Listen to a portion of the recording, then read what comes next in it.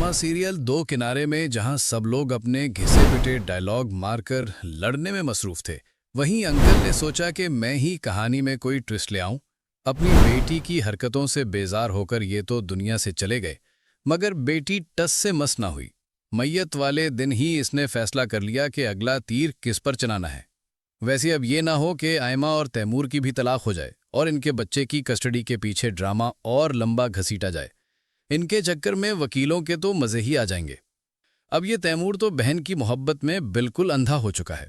आयमा ने भी फैसला कर लिया है कि वो तैमूर के साथ मजीद नहीं रह सकती।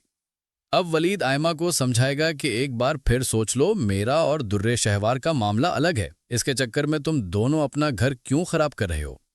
आयमा कहेगी कि भाई मेरी बर्दाश्त तब खत्म हो चुकी है, वो मुझे किसी सूरत वहां खुश नहीं रहने देगी। और तैमूर खुद अपनी बहन के आगे कुछ नजर ही नहीं आ रहा।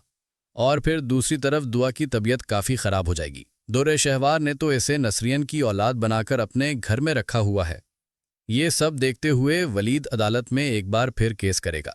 लेकिन अगर इसी तरह चलता रहा तो दुर्रे शहवार अपने अंजाम तक कैसे पहुंचेगी। ये शहीर भी ना जाने किन हवाओं में है।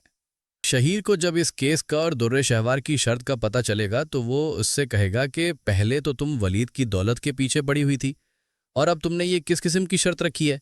तुम इसे उसकी बीवी से अलग क्यों करवाना चाहती हो। दुर्रे शहवार कहेगी कि मैं इस मावरा से सख्त नफरत करती हूँ, वो मुझे किसी सूरत अपनी बेटी के आसपास बर्दाश्त नहीं होती। शहीर कहेगा कि तुम्हारा मसला कुछ और ही है, क्योंकि इस बच्ची से तो तुम्हें कोई लगाव या हमदर्दी नहीं है।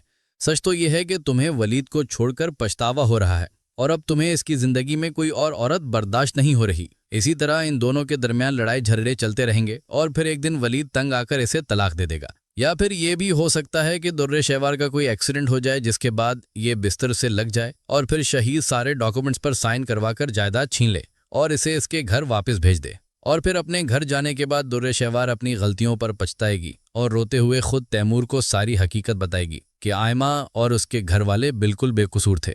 तुम प्लीज आयमा को जाकर वापस ले आओ, मैं इससे भी माफी मांगना चाहती हूँ। तैमूर इस तरह आयमा को वापस ले आएगा और वलीद की भी जिंदगी में सुकून आएगा। तो आपको क्या लगता है, हमें कमेंट्स करके जरूर बताएं।